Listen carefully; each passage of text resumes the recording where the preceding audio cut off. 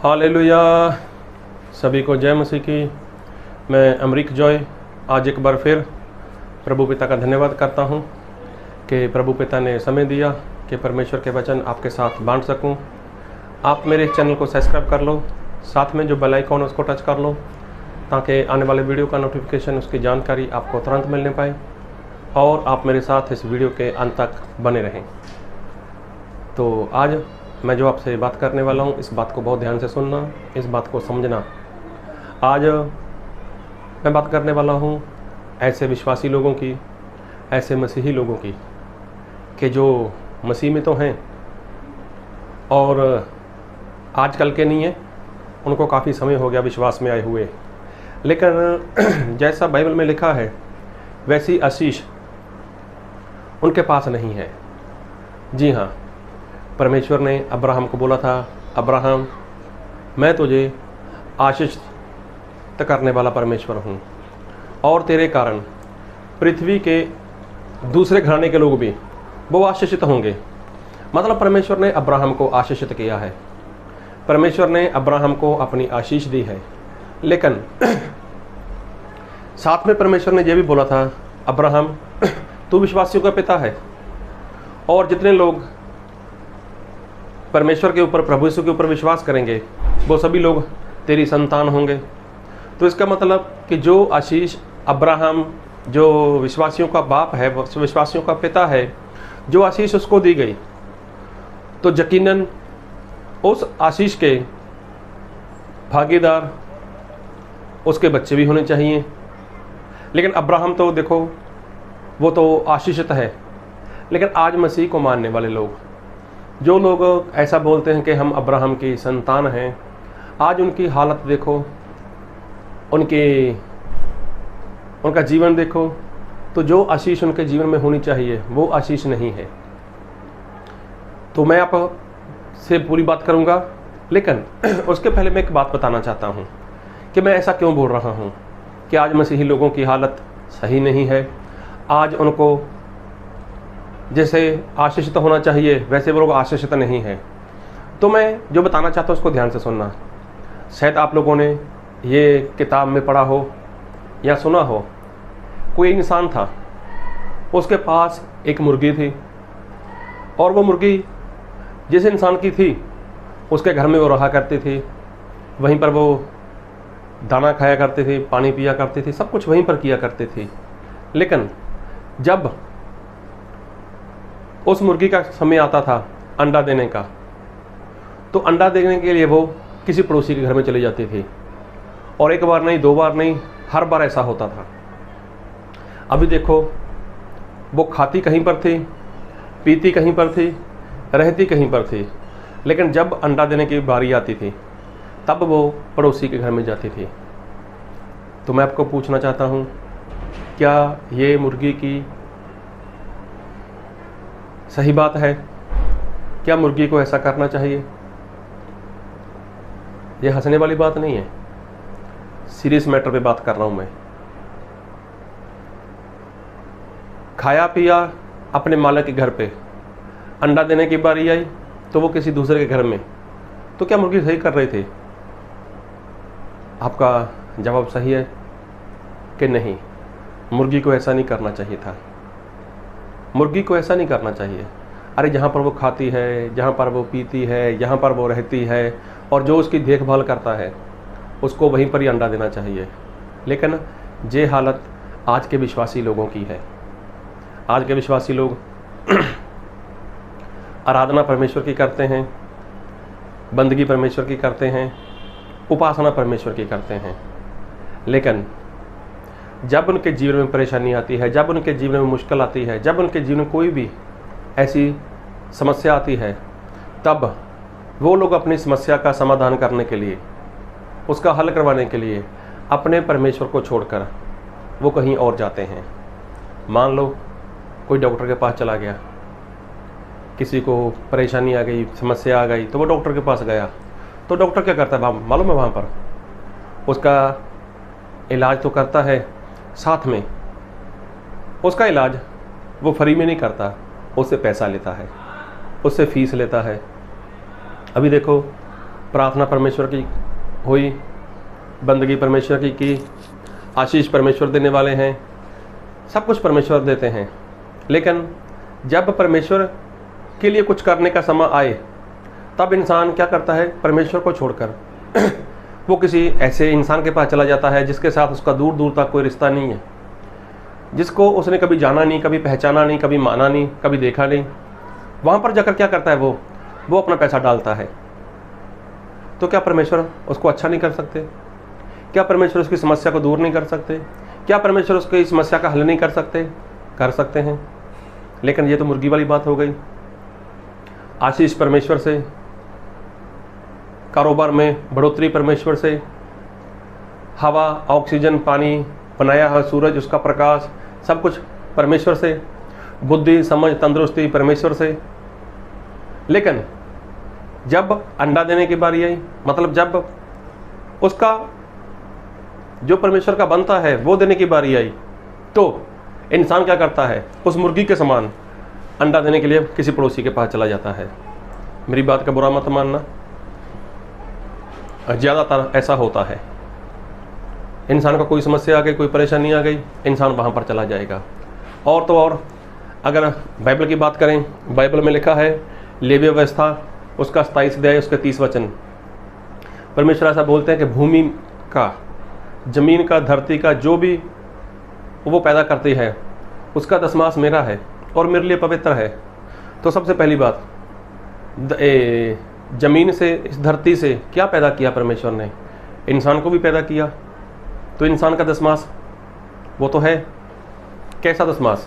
परमेश्वर हर इंसान को 24 घंटे देते हैं, हर रोज़ के, दिन और रात के 24 घंटे।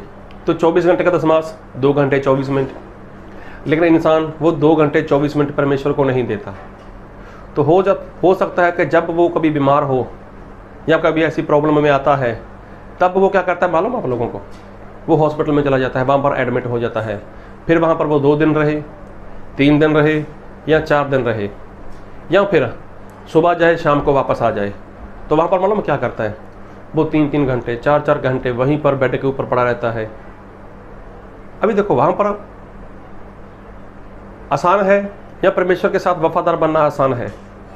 वहाँ पर 4 घंटे निकालेगा या 5 घंटे निकालेगा, या 1 दिन निकालेगा, 2 दिन निकालेगा, 4 दिन निकालेगा वहाँ पर। और वहाँ पर ऐसे रहता है जैसे वो गुलाम हो किसी का, अपनी मर्जी से कुछ कर नहीं सकता, अपनी मर्जी से कुछ खा नहीं सकता, अपनी मर्जी से वो वॉशरूम नहीं जा सकता, पूछना पड़ेगा उसको। उसका कारण क्या? परमेश्वर के साथ वफादार नहीं है। तो जब आप परमेश्वर के साथ वफादार होंगे, परमेश्वर का जो है 2 घंटा 24 मिनट हर रोज़ का वो आप देना शुरू कर दोगे, तो क्या परमेश्वर आपको संभाल कर नहीं रखेंगे? लेकिन नहीं, इंसान वो मुर्गी के समान हो चुका है। अरे 2.5 घंटे परमेश्वर को नहीं देगा, हॉस्पिटल में कई रातें, कई दिन वहाँ पर वो खराब करेगा। क्यों हो रहा है ऐसा? क्योंकि वो मुर्गी के समान उसका जीवन हो चुका है। सब कुछ परमेश्वर से लिया, लेकिन जब देने की बारी आई तो वो डॉक्टर को देकर आया। उस हॉस्पिटल में 4-4 दिन, 5-5 दिन, 1-1 हफ्ता, 2-2 दिन वहाँ पर उसने सामान दिया, लेकिन परमेश्वर को सामान नहीं देना चाहता वो। अभी देखो, है ना वो मुर्गी के समान, खाया पिया कहीं पर, रहता कहीं पर, प्रार्थना किसकी करता है, लेकिन जब कुछ देने की बारी आती है तब वो मुर्गी के समान पड़ोसी के घर में अंडा देकर आता है। तब वहाँ पर इंसान जब जाता है तो मालूम आप लोगों को, वहाँ पर पानी का भी आपसे पैसा लिया जाता है।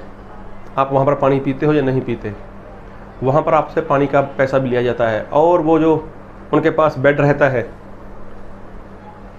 है उसका पैसा भी आपसे चार्ज किया जाता है। ऐसी हालत क्यों होती है मालूम है? और मैं बाइबल से एक वचन पढ़ूंगा आपके लिए, और मैं पढ़ूंगा आपके लिए व्यवस्था विवरण, व्यवस्था सार उसका 28 अध्याय उसके 1 वचन से। यदि तुम अपने परमेश्वर यहोवा की सब आज्ञाएं जो मैं आज तुम्हें सुनाता हूँ चौकसी से पूरी करने को चित्त लगाकर उसकी सुने, तो वह तुझे पृथ्वी की सब जातियों में श्रेष्ठ करेगा। फिर अपने परमेश्वर यहोवा के सुनने के कारण ये सब आशीर्वाद तुझ पर पूरे होंगे। धन्य हो तू नगर में, धन्य हो तू खेत में, धन्य हो तेरी संतान और तेरी भूमि की उपज, और गाय और भेड़ बकरी आदि पशुओं के बच्चे। धन्य हो तेरी टोकरी और तेरी कठौती, धन्य हो तुम भीतर आते समय और धन्य हो तुम बाहर जाते समय। अभी देखो व्यवस्था विवरण 28 अध्याय अगर पूरा पढ़ना, पूरा ईमानदारी के साथ पढ़ना समय निकाल कर, तो यहाँ पर लिखा हुआ है कि परमेश्वर की आज्ञा मानने से इंसान को कौन कौन से आशीर्वाद मिलते हैं और परमेश्वर की आज्ञा ना मानने से इंसान के ऊपर कौन कौन से श्राप आते हैं। अभी देखो बाइबल में तो लिख कर दिया है। इंसान को बताओ कि परमेश्वर का वचन ये कहता है आपको ऐसा करना होगा, तो इंसान वैसा नहीं करता। लेकिन जब उसके ऊपर आ पड़ती है तब वो परमेश्वर के पास नहीं आता, कहीं और भागता है। मान लो किसी के ऊपर, किसी का बहुत बड़ा कारोबार चल रहा था, बहुत बड़ा बिजनेस चल रहा था, लेकिन वो परमेश्वर के साथ वफादार नहीं रहा। मैं बात कर रहा हूँ दशमास की, पैसे की दशमास की। उसमें मेरा फायदा नहीं है। अगर आप उस आज्ञा को मानोगे उसमें मेरा फायदा नहीं है, फायदा आपका है। अगर नहीं मानोगे घाटा आपका है, मेरा कोई घाटा नहीं है। मुझे तो जो बात मिलती है मैं वो वीडियो बनाकर रख देता हूँ। अभी परमेश्वर ने बोला है दशमास मेरा है, तो जिस इंसान का कारोबार बढ़िया चला, अगर उसने दशमास नहीं दिया तो कारोबार में आशीष देने वाले कौन हैं, बुद्धि देने वाले कौन हैं, समझ देने वाले कौन हैं, और तो और आपके पास कस्टमर लेकर आने वाले कौन हैं, वो परमेश्वर हैं। तो जब आप परमेश्वर के साथ वफादारी नहीं हो तो परमेश्वर सभी को मना कर देंगे, इससे कारोबार मत करना, इससे डील मत करना, इससे बिजनेस मत करना, मेरे साथ वफादार नहीं है। तो क्या परमेश्वर आपको पूछकर बोलेंगे? तो परमेश्वर खुद ब खुद उनको लेकर आते हैं। तो जब आप परमेश्वर के साथ ईमानदार नहीं होते, वफादार नहीं होते, तो परमेश्वर खुद ब खुद उनके अंदर काम करते हैं और उनको मना कर देते हैं। आप कितने बढ़िया इंसान हो सकते हो, ईमानदार हो सकते हो, वफादार हो सकते हो, कैसे भी हो सकते हो, आप भरोसे के लायक हो सकते हो, लेकिन जब आप परमेश्वर के विश्वास योग्य नहीं होते तब फिर लोगों के अंदर भी परमेश्वर का आत्मा काम करता है। उनको रोक देते हैं, रुक, इसके साथ डील नहीं करनी, ये अच्छा इंसान नहीं है, ये ऐसा है। मतलब परमेश्वर ऐसा कुछ निंदा नहीं करते, लेकिन किसी कारण उसका काम जो वो रुक जाता है।